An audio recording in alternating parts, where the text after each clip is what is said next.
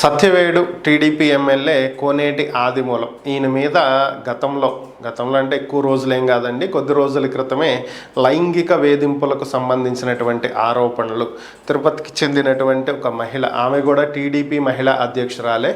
So ఆమె ఆరోపణలు చేయటం, తన మీద అత్యాచారానికి పాల్పడ్డారని, తిరుపతిలోని ఒక హోటల్లో 2 సార్లు అత్యాచారానికి పాల్పడ్డారని, తర్వాత ఈ విషయం తెలిసిన తన భర్త మనకి ఎవిడెన్స్ కావాలి అని చెప్పి పెన్ కెమెరా ఇచ్చారని, దాని ద్వారా 3వసారి అన్నీ రికార్డ్ చేశానని, తనకు న్యాయం చేయాలి అంటూ ఆ వీడియోలు బయట పెట్టడం జరిగింది. తర్వాత ఆయన మీద కేసు పెట్టడం, ఆమెకు తిరుపతి రుయా ఆసుపత్రిలో వైద్య పరీక్షలు నిర్వహించడం, ఇవన్నీ జరిగిపోయినాయి. అయితే మరి తర్వాత ఏం జరిగిందో తెలియదు. రాజకీయ పరంగా టీడీపీకి నష్టం కలగకుండా ఉండటానికి ముందుగా ఆయన సస్పెండ్ చేసేశారు పార్టీ నుంచి. టీడీపీ సస్పెండ్ చేస్తుందని చెప్పి ఆయన సస్పెండ్ చేశారు, పక్కన పడేశారు.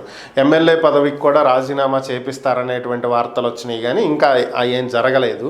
సో ఈలోపే ఏపీ హైకోర్టులో ఈ కేసుకి సంబంధించి విచారణ జరుగుతుంది. ఏమని, కోనేటి ఆదిమూలం ఏపీ హైకోర్టును ఆశ్రయించాడు ఈ ఎమ్మెల్యే.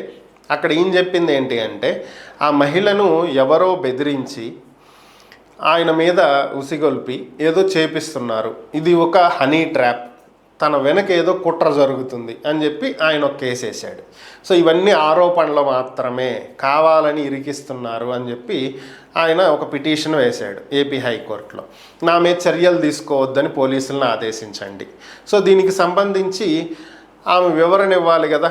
సో ప్రతివాది కాబట్టి కోర్టు ఆమెకు నోటీసులు ఇస్తే, ఆమె తరపునటువంటి లాయరు నిన్న ఏపీ హైకోర్టులో ఒక అఫిడవిట్ వేశాడు. ఈ అఫిడవిట్ ఏంటి అంటే, ఏదైతే కోనేటి ఆదిమూలం తనను అత్యాచారం చేశాడు అని చెప్పి ఎఫ్ఐఆర్ నమోదయ్యిందో తిరుపతి 2 టౌన్ పోలీస్ స్టేషన్లో, అది ఈస్ట్ పోలీస్ స్టేషన్లో ఏదైతే ఎఫ్ఐఆర్ నమోదైందో ఆ ఎఫ్ఐఆర్లో రాసినటువంటివన్నీ పూర్తిగా అవాస్తవం, అలాంటిది ఏమీ జరగలేదు అని చెప్పి ఆమె తరపున ఒక అఫిడవిట్ వేశారు. అంటే ఆమె నా మీద అత్యాచారం జరగలేదు అని చెప్పి కోర్టుకు చెప్పింది. కానీ దీనికంటే ముందు నా మీద అత్యాచారం జరిగింది, అది కోనేటి ఆదిమూలం చేశాడని మీడియాకి చెప్పింది, వీడియోలు రిలీజ్ చేసింది. ఆమె పోలీస్ స్టేషన్కి వెళ్ళి కేసు పెట్టింది. మరి కోర్టులో మాత్రం ఏం జరగలేదని చెప్పింది. అంటే దీనికి అర్థం ఏంటి? వాళ్ళ ఇష్టంతోనే జరిగింది అనుకోవాలా దీన్ని, లేదంటే బ్యాక్గ్రౌండ్ లేదన్నా రాజీ జరిగింది అనుకోవాలా? ఇప్పుడు ఆల్రెడీ నెట్లో దీని గురించి చర్చలు నడుస్తున్నాయి. కేవలం డబ్బు కోసం ఇది ఒక రకమైనటువంటి స్టంట్ ప్లే చేస్తున్నారు. సో డబ్బు అంది ఉంటుంది, కోర్టులో ఇలాంటి సాక్ష్యం ఇచ్చింది. సో ఇవి నడుస్తున్నటువంటి వార్తలు. మరి ఏం జరిగిందో వాళ్ళకే తెలియాలి.